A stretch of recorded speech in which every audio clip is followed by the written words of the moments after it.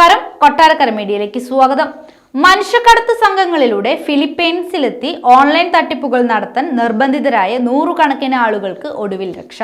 ഫിലിപ്പീൻസിലാണ് സംഭവം. മനിലയിൽ നിന്ന് 100 കിലോമീറ്റർ അകലെയുള്ള ബംബാനിയിലായിരുന്നു മനുഷ്യക്കടത്തിലൂടെ വിവിധ രാജ്യങ്ങളിൽ നിന്നായി എത്തിച്ചവരെ പാർപ്പിച്ച് ഇവരെ ഭീഷണിപ്പെടുത്തി വീണ്ടും തട്ടിപ്പ് നടത്തിയിരുന്നത്. തോക്കുകളടക്കമുള്ള ആയുധങ്ങളും കേന്ദ്രത്തിൽ നിന്ന് പോലീസ് പിടികൂടി. 8 പേരെയാണ് വ്യാഴാഴ്ച നടന്ന റെയ്ഡിൽ പോലീസ് പിടികൂടിയത്. ഫിലിപ്പൈൻസ് സ്വദേശികളായ 383 പേരും 202 ചൈനീസ് പൗരന്മാരും മറ്റ് വിവിധ രാജ്യങ്ങളിൽ നിന്നായി 73 പേരെയുമായിരുന്നു അടിസ്ഥാന സൗകര്യം പോലും ഇല്ലാത്ത ഈ ചൂതാട്ട കേന്ദ്രത്തിൽ താമസിപ്പിച്ചിരുന്നത്. യുവാക്കളും ടെക് മേഖലയിൽ പ്രവർത്തിച്ചിരുന്നവരുമാണ് ഇത്തരത്തിൽ തട്ടിപ്പിന് ഇരയായവരിൽ ഏറിയ പങ്കും.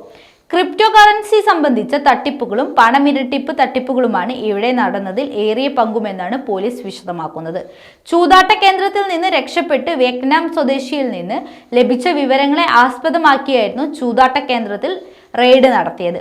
തട്ടിപ്പിലൂടെ ചൂതാട്ട കേന്ദ്രത്തിലെത്തിച്ച ആളുകളുടെ പാസ്പോർട്ടും മറ്റു രേഖകളും പിടിച്ചുവെച്ച ശേഷം ഭീഷണിപ്പെടുത്തിയും മർദ്ദിച്ചുമായിരുന്നു കേന്ദ്രം പിന്നീട് തട്ടിപ്പ് നടത്തിയിരുന്നത്.